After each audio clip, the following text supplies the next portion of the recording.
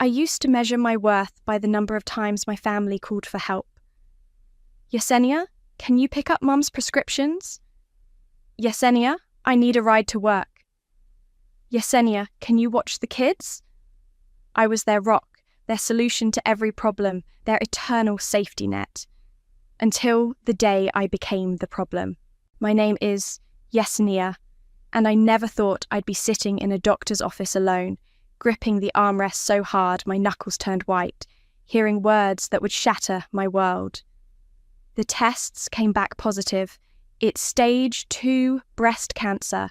Dr. Marshall's voice faded into a distant hum as I stared at the pamphlets on his desk. The same desk where I'd sat countless times with my mother, translating her symptoms into English, or with my sister Vienna during her pregnancy scares. Now it was my turn, and the chair beside me was empty. Do you have someone we can call? Dr. Marshall asked, his pen hovering over his notepad. My family, I said automatically, reaching for my phone. They'll want to know. My hands trembled as I dialed Vienna's number first. She answered on the 4th ring, the sound of her kids screaming in the background. Yessie, I'm kind of busy right now. I'm at the doctor's, I cut in, my voice cracking. It's cancer. The background noise suddenly died. Oh my God, she whispered. Are you sure? Stage 2 breast cancer. Let me call you back, she interrupted. Isaiah just got here and Mum's waiting for us to pick her up for lunch. I'll call you later, okay? The line went dead before I could respond. That evening, they all showed up at my apartment. Mom, Vienna, and Isaiah. They brought casseroles I didn't ask for and worried looks that didn't quite reach their eyes. We'll help however we can, Mum said, arranging the food in my fridge. But you know I can't drive you to appointments. My arthritis. I've got the kids, Vienna added quickly. And work. But maybe on weekends. Isaiah shifted uncomfortably. My new job's really demanding, sis, but I'll try to check in when I can. I nodded, smile frozen in place, already seeing the shape of things to come. Within weeks, their promises evaporated like morning dew. My calls went to voicemail. Text messages received brief, delayed responses. Sorry, busy. Can't today. Maybe next time. The final blow came 6 weeks later. I was sitting in my hospital room after my first round of chemo, violently ill and desperately alone. Through the thin curtain, I heard familiar voices in the hallway. I can't keep doing this, Vienna was saying. The kids need me. Work needs me. She's becoming such a burden. I know, Mum replied softly. But what can we do? She's always been the strong one. She'll figure it out. Maybe we should look into some kind of facility, Isaiah suggested. You know, where they handle these things. I pressed my hands against my mouth, muffling the sob that threatened to escape. These were the same people I'd dropped everything for countless times. The same sister whose children I'd watched while she pursued her career. The same brother whose rent I'd covered during his finding himself phase. The same mother whose medical appointments I'd never missed. A nurse found me an hour later, still crying. Her name tag read Sarah, and she had kind eyes that crinkled at the corners. Honey, she said, checking my IV, sometimes family isn't who you're born to, but who shows up when you need them most? I wiped my eyes with the scratchy hospital tissue. I don't have anyone else, she smiled, pressing a flyer into my hand. There's a support group that meets here every Tuesday. Cancer survivors and fighters supporting each other. Give it a try. I stared at the paper, my vision blurring. I don't know. What's the worst that could happen? She squeezed my shoulder. You're already alone, aren't you?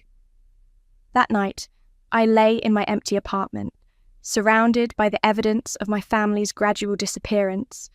Unanswered messages, cancelled plans, hollow promises. The flyer sat on my nightstand, a beacon in the darkness. As I drifted off to sleep, my sister's words echoed in my head. Such a burden. I'd spent my whole life being the family anchor, and now they'd cut me loose to drown. But maybe, just maybe, that nurse was right. Maybe it was time to find out who would actually show up when I needed them most. Little did I know that support group flyer would become my lifeline, and the beginning of something much bigger than my family could ever imagine. The hospital basement wasn't exactly welcoming.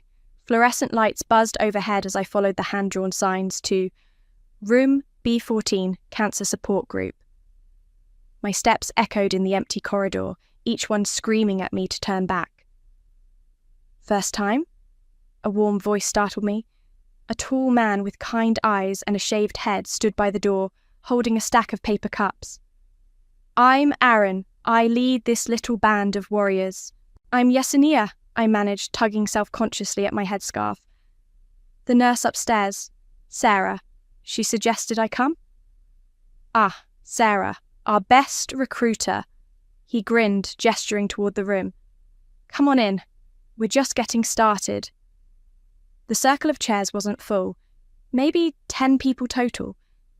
A young woman with vibrant tattoos covering her arms caught my eye and waved enthusiastically. New blood, she called out. Come sit by me. I'm Callie.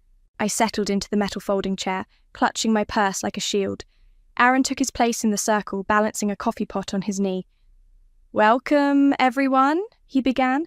We have a new friend today. Yesenia, would you like to share? My throat tightened. I don't... Hey, no pressure, Callie interrupted, shooting Aaron a look. When I first came here, I couldn't say a word. Just cried for 3 meetings straight. A few knowing chuckles rippled through the group. Someone passed me a tissue box. Stage 2 breast cancer, I finally said. Diagnosed 6 weeks ago. Support system? Aaron asked gently. I stared at my hands. Not anymore. Family? Bailed? Callie's voice was sharp. When I nodded, she snorted. Welcome to the club, honey. My husband left 2 weeks after my diagnosis. Said he couldn't handle it. My kids stopped calling, an elderly woman added. Too busy with their lives to deal with a sick mother. That's why we're here, Aaron said, pouring coffee into cups. Sometimes the family you choose is stronger than the family you're born into. The meeting continued, stories flowing freely. Tales of triumph, of fear, of rage, of hope. No platitudes, no toxic positivity, just raw, honest truth. Afterward, Callie caught up with me in the parking lot. Hey, wait up. Give me your phone. What? Your phone. You're not doing this alone anymore. She grabbed my iPhone, typing quickly. There. Now you have my number. Text me anytime. Day, night, whatever. We cancer bitches gotta stick together. I smiled, my first genuine smile in weeks. Thanks. First chemo next week? Second, actually. Tuesday at 9. Perfect, I'll be there. I'm getting my infusion at 10 anyway. She saw my surprise and shrugged. Nobody should sit through that alone. True to her word, Callie showed up on Tuesday, armed with magazines, snacks, and a portable DVD player. Trust me, hospital TV sucks. As the drugs dripped into my veins, we watched bad reality shows and shared stories. She told me about her ex-husband, how he'd packed his bags while she was still in the hospital. But look at me now, she said, flexing her tattooed arm. Each new piece of ink marks another milestone. This phoenix? That's from when my hair grew back. The lotus? First clean scan.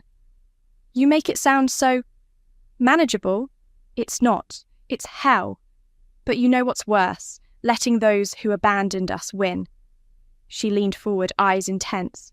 They expect us to disappear, become invisible, to be their burden and fade away. Screw that. The nurse came to check my vitals, frowning at my elevated heart rate. Everything okay? Never better, I said and meant it. That night, my phone buzzed with a group text. Callie had added me to something called Cancer Warriors Squad. Messages poured in. welcome notes, emoji hearts, offers of help. Need a ride to appointments. I'm free most mornings. Maria. Got some headscarves I'm not using anymore? Different colours? Jen. Movie night this Saturday at my place. No sad films allowed. Callie. I was typing a response when another text came through. From Vienna. Hey, sis, sorry I've been busy. How are you? For the first time, I didn't immediately reply. Instead, I turned back to the group chat, where Callie was organising a schedule for chemo buddy sessions. Count me in, I typed, and I'm never becoming invisible again. The responses were immediate. Hell yeah, that's our girl. Aidochu, welcome to the family. I set my phone down, looking around my apartment. The space that had felt so empty now seemed full of possibility. My old family might have walked away, but something told me this new one wasn't going anywhere. And neither was I. You did what? Callie's voice echoed through my kitchen as she rummaged through my cabinets, replacing my processed foods with organic alternatives. 2 months had passed since my first support group meeting, and she'd appointed herself my unofficial health guru. I blocked their numbers, I repeated, watching her work. All of them. Mom, Vienna, Isaiah. About damn time. She set down a bag of quinoa with unnecessary force. How long has it been since any of them actually showed up? 6 weeks? Mum sent a thinking of you text last month. Vienna keeps posting on Facebook about how hard it is having a sick sister. Callie rolled her eyes. Yeah, must be really tough for her, posting sympathy bait while she's at brunch. The doorbell rang, interrupting our conversation. Aaron stood there with Maria and 2 other women from the group, all carrying containers of food. Meal train delivery, Maria announced, pushing past me into the kitchen. We've got enough to fill your freezer for the next 2 weeks. You guys didn't have to? Shut up and accept the love, Callie called from the kitchen. That's rule number 1 of Cancer Warriors Squad. As they unpacked the food, I noticed Aaron hanging back, watching with a slight smile. Penny, for your thoughts? I asked, or just remembering when Callie first joined the group, he said. Angry, scared, wouldn't let anyone help her. Now look. I followed his gaze to where Callie was demonstrating proper food storage techniques to Maria, her tattoos catching the afternoon light. She told me her story yesterday, I said. About her ex-husband, her old friends? Aaron nodded. She lost everything, or so she thought. Then she built something better. He turned to me. That's what you're doing too, you know. Before I could respond, Callie clapped her hands. Squad meeting! Living room now! We gathered on my mismatched furniture, a collection of pieces donated by group members when they learned I'd sold most of mine to cover medical bills. Okay, so I had this idea, Callie began, practically vibrating with excitement. You know how the hospital's annual charity gala is coming up? Maria groaned. That stuffy thing where rich people pretend to care? Exactly. But what if we did our own event? Something real, something that shows what cancer actually looks like. Not just the sad commercials and pink ribbons, but the people who show up and the people who don't. The room went quiet. Aaron leaned forward. What are you thinking? A charity event, but honest. Stories from survivors, fighters, families who stepped up, resources for people going through it alone. Callie turned to me. Yesenia could be our keynote speaker. Me? I squeaked. I'm not even done with treatment. That's exactly why it should be you. You're living it right now. The good, the bad, the people who disappeared, and the family you found instead. And your old family? Maria asked quietly. Would you invite them? The question hung in the air. I thought about my mother's excuses. Vienna's performative social media posts. Isaiah's complete silence. Yes, I said finally. Let them see what they walked away from. Let them see who showed up instead. Callie whooped, jumping up to hug me. That's my girl. Aaron, you know people at the hospital, right? Can you help us get space? I might know someone in event planning, he said, pulling out his phone. Let me make a call. As the group buzzed with excitement, planning and delegating tasks, I felt something shift inside me. This wasn't just about survival anymore. This was about transformation. What should we call it? Maria asked. Never invisible, I said without hesitation. Because that's what they wanted us to be, isn't it? Invisible burdens they could ignore? Callie's eyes welled up. Damn right. And look at us now. We're practically glowing. That evening, after everyone left, I sat in my living room, surrounded by evidence of their care. Organised cabinets, full freezer, event plans scribbled on notepads. My phone buzzed with a Facebook notification. Vienna had posted another status about her brave sister's battle. I opened my laptop and began typing. Dear Vienna, Mom, and Isaiah, you're invited to an event I'm organising. I attached the preliminary flyer Callie had designed, complete with my name listed as keynote speaker. Then I added, I hope you can make it. I have some things to say about family, about showing up, and about becoming visible again. Love, Yesenia. I hit send before I could second-guess myself. Then I opened the group chat. Email sent. No turning back now. The responses flooded in immediately. We've got you. They won't know what hit them. Time to shine, warrior. For the first time since my diagnosis, I felt truly powerful. They tried to make me disappear, but instead I was about to become impossible to ignore. The venue's too small, Meki said, pacing the hospital conference room. As the event director, he'd taken our modest proposal and transformed it into something bigger than any of us had imagined. We've got twice the RSVPs we expected. How many? I asked, looking up from my draft speech. 300 and counting. Local news wants to cover it. 2 cancer research foundations called this morning about sponsorship. He ran a hand through his close-cropped hair. Yesenia, this isn't just an event anymore. It's becoming a movement. Callie burst through the door, waving her phone. You're trending. I'm what? Your story. Someone shared it on Twitter, and it's exploding. Look. She thrust her phone at me. My email to my family had somehow leaked online, along with Vienna's social media posts about her brave sister. The contrast between her words and actions had struck a nerve. My family abandoned me during cancer is trending, Meki read over my shoulder. The responses... I scrolled through them, my hand shaking. This happened to me too. Never invisible. Where can I donate to this event? Someone, please, tell me when and where this is happening. Oh God, I whispered. What have we started? Something necessary, Aaron said from the doorway. He entered with a stack of papers.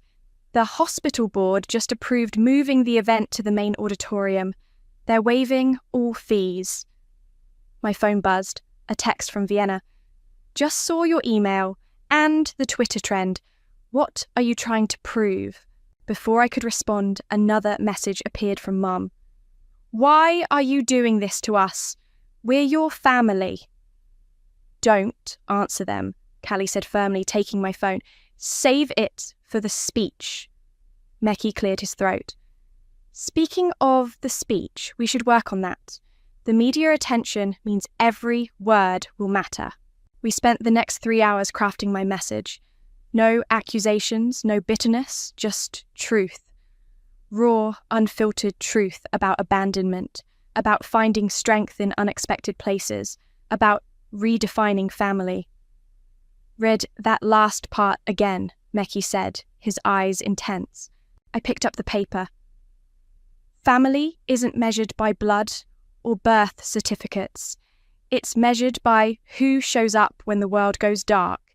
It's measured by who stays when staying gets hard.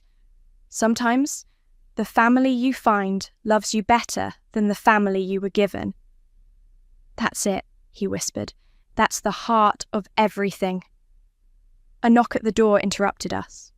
A reporter from the local news station stood there with a cameraman. "We heard about what you're doing," she said. "Would you be willing to do an interview?" I looked at my support squad. Callie nodded encouragingly. Aaron gave a thumbs up, and Mekki stepped forward with his event planner smile. "Give us 10 minutes to set up," he said professionally. During those 10 minutes, my phone exploded with notifications.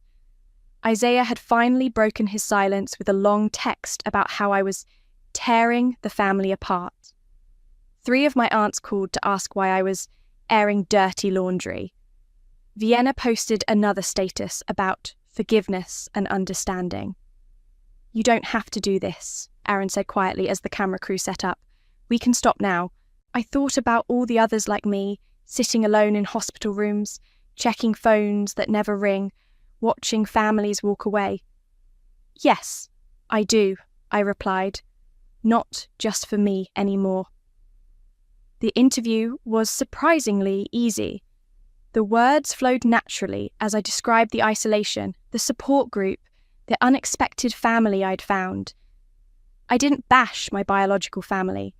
I simply told the truth about their choices and the consequences. "And what do you hope people take away from your event?" the reporter asked. "That invisible doesn't mean gone, that abandoned doesn't mean broken, that sometimes the best families are the ones we build ourselves." After they left, Mekki showed me the event's registration page on his laptop. The numbers were still climbing. "We're going to need more chairs," he said, but his smile was proud.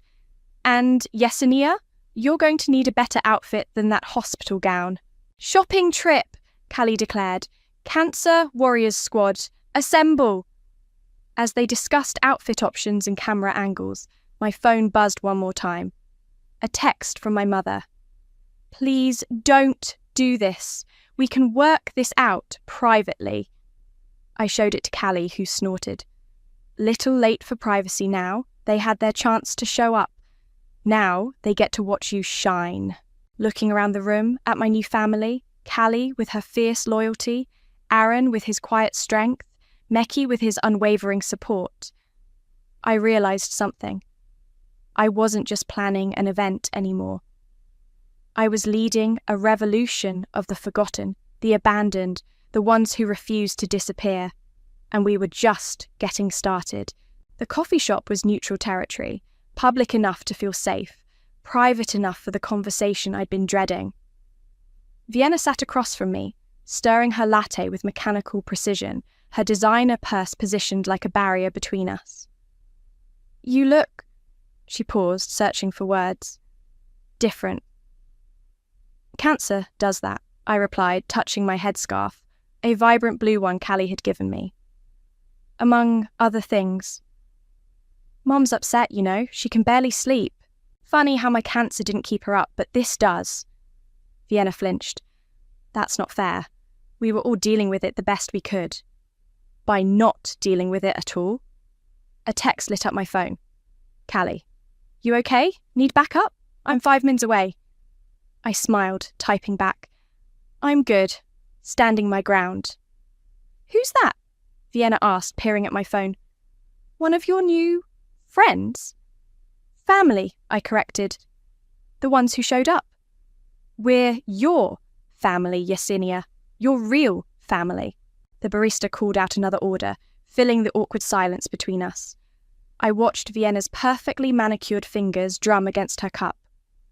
"Why are you really here?" I asked finally. "The event," she said. "It's all over social media. People from church are asking questions. Mum's friends are calling. Even Isaiah's boss saw the interview." "Embarrassing for you, I imagine." "It's not about embarrassment," she leaned forward. "It's about privacy. About handling things within the family." "Privacy?" I laughed, drawing looks from nearby tables. "Like your Facebook posts about your brave sister's battle while you ignored my calls? That kind of privacy?" I was trying to show support. You were performing support. There's a difference. I pulled out my phone, scrolling through screenshots. Let's see. March 15th. Watching my sister fight this terrible disease is breaking my heart. That was the day I begged you to drive me to chemo. You said you were too busy. I had the kids. April 3rd. Family is everything during times like these. That was when Mum told the hospital staff not to call her anymore because it was too stressful. Stop it, Vienna whispered. May 1st. Sometimes the strongest people face the hardest battles. Posted right after Isaiah suggested putting me in a facility because I was too much to handle. What do you want from us? Her voice cracked. Nothing anymore. That's the point. I stood up, gathering my things. The event isn't about exposing you. It's about showing others like me that disappearing isn't the only option. We'll be there, she said quickly. All of us. We'll show everyone we support you. No, I replied. You'll show everyone what you lost. My phone buzzed again. Meki this time.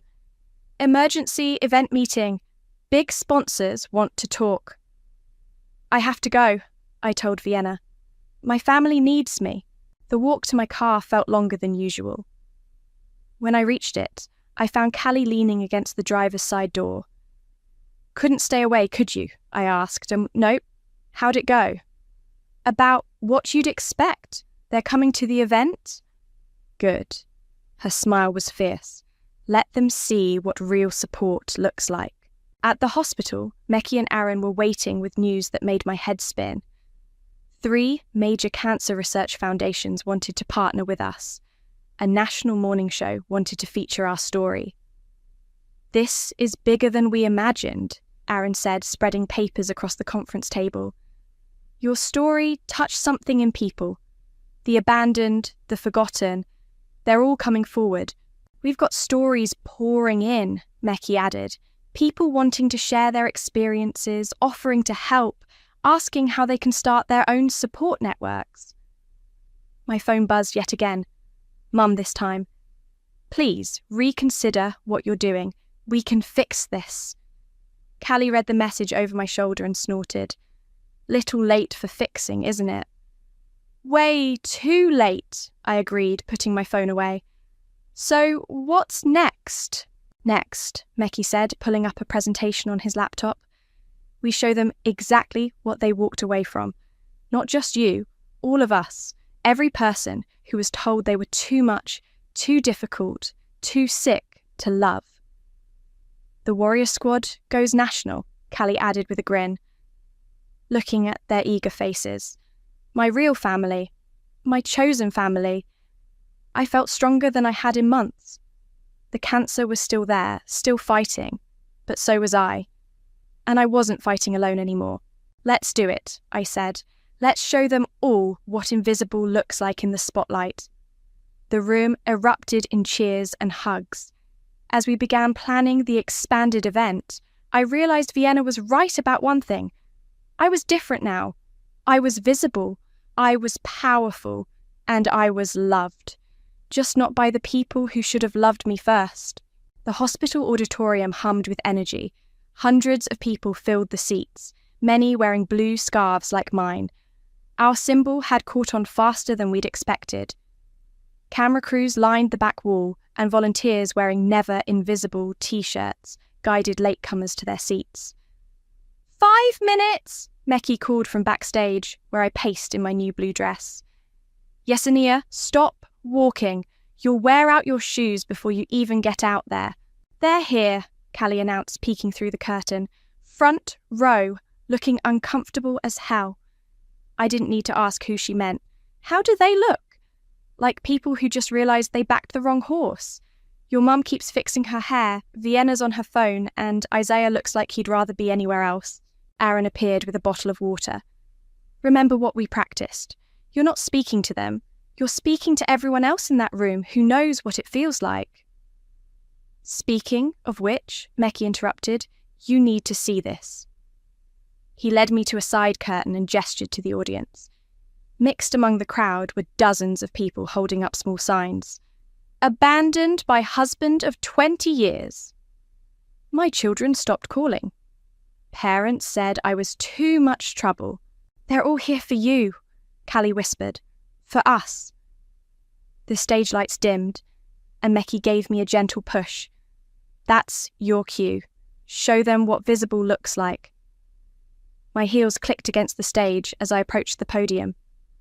The spotlight felt warm on my face, and for a moment, everything went quiet. Then I saw them. My mother's forced smile, Vienna's nervous fidgeting, Isaiah's averted eyes. My name is Yesenia, I began, my voice steady. 6 months ago, I was diagnosed with cancer, but that's not really what this story is about. The audience leaned forward as I continued. This is a story about what happens when the people who should love you most decide you're too difficult to love. It's about what happens when family becomes a performance rather than a presence. I saw Vienna's phone drop into her lap, but mostly, it's a story about what happens when you refuse to disappear. I gestured to the side stage, where Callie and the others waited. When I was at my lowest, strangers became family. When my blood relatives stepped back, warriors stepped forward. The audience erupted in applause as my support group members joined me on stage, Callie with her vibrant tattoos, Aaron with his gentle smile, Maria with her warm eyes, and dozens more. Look around this room, I continued. Every person here has a story about abandonment, about being told they're too much, too sick, too needy, but we're done being invisible. More applause, more people standing, signs raised higher. To those who walked away, our parents, children, spouses, friends, we want you to see what you left behind. We're not bitter. We're not broken. We built something better. My mother's hand covered her mouth. Isaiah shifted in his seat.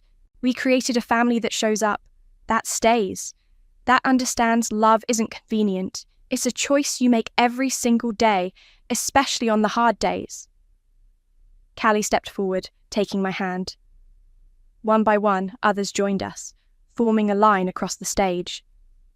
This is what invisible looks like, I said, gesturing to our group. This is what happens when you leave people behind. We find each other. We lift each other up. We shine. The audience rose in a standing ovation. Through tears, I saw Vienna trying to clap while wiping her eyes. Mom sat frozen, staring at the stage. Isaiah looked like he wanted to sink through the floor. But it wasn't about them anymore. After the speech, people lined up to share their stories, to hug, to join our growing network. News crews interviewed survivors and supporters. Foundation representatives discussed expanding the program nationwide. You did it, Meki said, appearing at my side with a tissue. You actually did it. We did it, I corrected, watching Callie organise a group photo of survivors. All of us. Through the crowd, I saw my family making their way toward me. But before they could reach me, I was surrounded by my real family. The ones who chose me, who showed up, who stayed. Ready to face them? Aaron asked quietly. I looked at the warriors around me, my true family, my chosen strength, and smiled. I already have. Everything else is just details. As my mother called my name across the crowded room, I turned instead to a young woman holding a sign that read, "Just diagnosed, feeling alone." "Come meet my family," I said, taking her hand. "Trust me, you'll never be invisible again." Behind me, I heard my mother's voice fade into the crowd, drowned out by the sound of something much more powerful, the voice of those who refused to disappear. "Yesenia, please." My mother's voice cut through the post-event chaos. She stood at the edge of our group, looking smaller than I remembered. "We need to talk." Callie stepped closer to me, her protective instinct kicking in, but I touched her arm. "It's okay. I've got this." I followed my mother to a quiet corner of the auditorium. Vienna and Isaiah joined us, forming a familiar semicircle that once meant family, but now felt like a tribunal. That speech, Mum began, wringing her hands. Those things you said were true, I finished on every word. We didn't mean to, Vienna started. To what? I interrupted. To skip every chemotherapy appointment? To ignore my calls? To discuss putting me in a facility when you thought I couldn't hear? Isaiah flinched. We were scared. So was I. The force of my voice made them step back. I was terrified. I needed my family. Instead, I got Facebook posts and empty promises. We're here now, Mum pleaded, because it's convenient, because it's public, because people might judge you if you're not. I gestured to the crowd behind me. Look at them. Really look. Every person here knows what it feels like to be abandoned by the people who should have loved them most. Vienna's eyes filled with tears. We do love you. Love isn't a feeling, Vienna. It's not a social media post or a greeting card. It's showing up. It's staying. It's choosing someone even when it's hard. Like they did. Isaiah nodded toward my support group, who were pretending not to watch from a distance. Exactly like they did. Strangers who became family because my family became strangers. Mum reached for my hand, but I stepped back. What do you want from us? Nothing, I said softly. That's what you don't understand. I don't want anything from you anymore. I'm not angry. I'm not bitter. I'm just free. Free, Vienna's voice cracked. Free from waiting for your calls. Free from making excuses for your absence. Free from believing I needed you to be whole. A commotion near the stage drew our attention. A young woman was sharing her story, her voice carrying across the room. My husband left me 3 months into treatment, said he didn't sign up for this. Today is the first day I don't feel ashamed of being sick. That's what this is about, I told my family. Not revenge, not punishment. It's about showing people they don't have to disappear just because someone decided they were too difficult to love. But we're still your family, Mum insisted. No, I said gently. You're my relatives. There's a difference. Family are the people who show up when showing up matters. As if on cue, Callie appeared at my side. Sorry to interrupt, but the news crew needs you for the final segment. They want to film the support group together. I turned back to my mother, sister, and brother. They stood frozen, a portrait of too little, too late. I have to go, I said. My family needs me. Yesenia, wait, Vienna called out.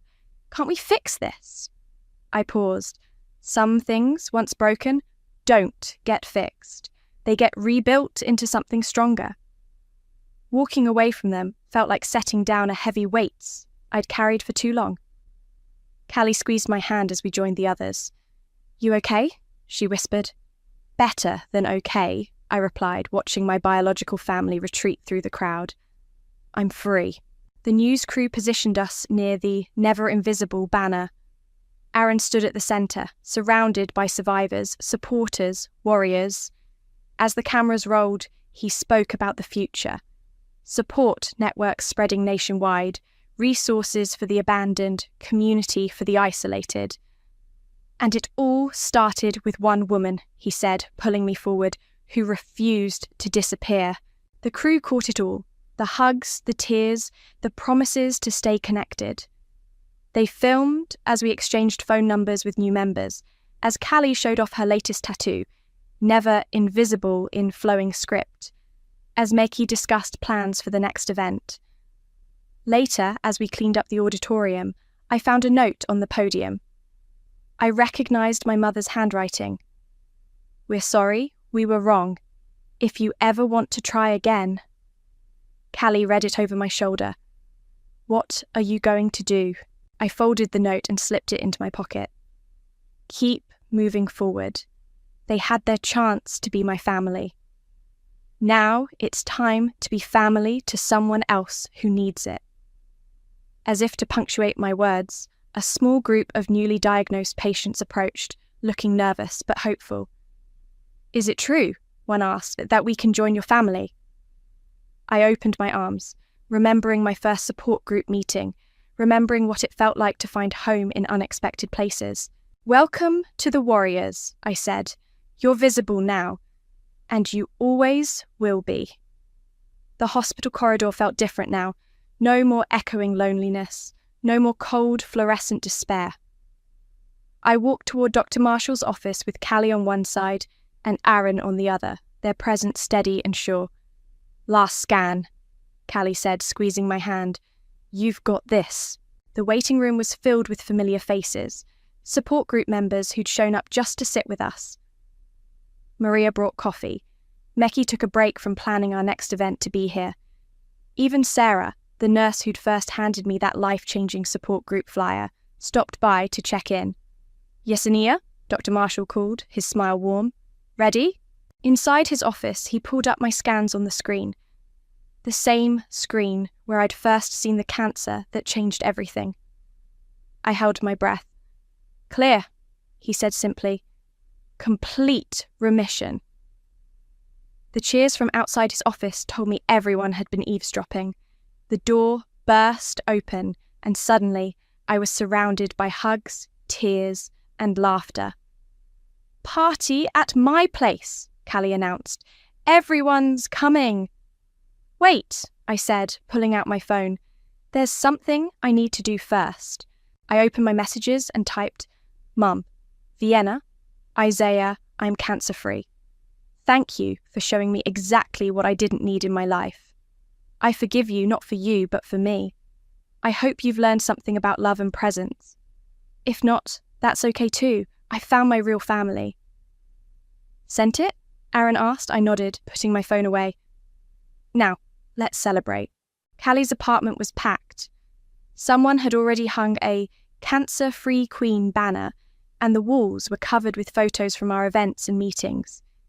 In one corner, a young woman who'd just started treatment was getting advice from a survivor. In another, Mekki was showing off plans for our expanding support network. "Look what came today," Aaron said, handing me a thick envelope. Inside was official documentation. Never Invisible was now a registered non-profit organisation. We had funding, sponsors, and chapters starting in 3 other cities.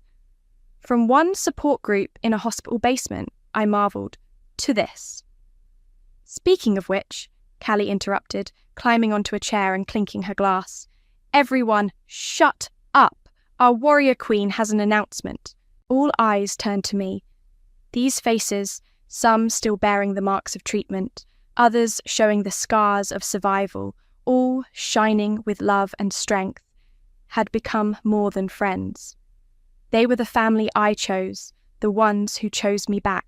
When I first walked into that basement support group, I began, I thought I was alone. My biological family had decided I was too much work, too much trouble, too much everything. But you showed me that being too much just means you haven't found the people who can handle all of you. Cheers and applause filled the room. So, today, standing here cancer-free, I'm not just celebrating survival, I'm celebrating discovery. I discovered that family isn't about blood, it's about choice. Every day we choose each other. Every day we show up. Every day we prove that invisible isn't our story. "Preach!" someone shouted. "Starting next week, I'm becoming a full-time advocate for Never Invisible. We're going to find every person who's been abandoned during illness, every fighter who's been told they're too much, every warrior who needs a family. And we're going to show them what real support looks like." The room erupted. Callie jumped down from her chair to hug me, her latest tattoo, a phoenix rising, visible on her arm. My phone buzzed. A text from Vienna. "We miss you. We're sorry. Can we try again?" I showed it to Callie, who snorted. "What are you going to say?" Looking around the room at my chosen family, at the love that filled every corner, at the strength that flowed between us. I knew my answer. Nothing, I said, putting my phone away. I'm done looking backward. There are too many people ahead who need us. As if to prove my point, a new member raised her hand. I got diagnosed yesterday. My husband left this morning. I don't know what to do. Come here, I said, opening my arms. The room shifted to include her, dozens of warriors ready to support another fighter. Welcome to the family, we said in unison. And in that moment, surrounded by the people who chose to love me when love mattered most, I realized something profound. Sometimes the worst thing that happens to you leads you to the best people you'll ever know. We were never invisible. We just needed to find the right eyes to see us. And now we shine.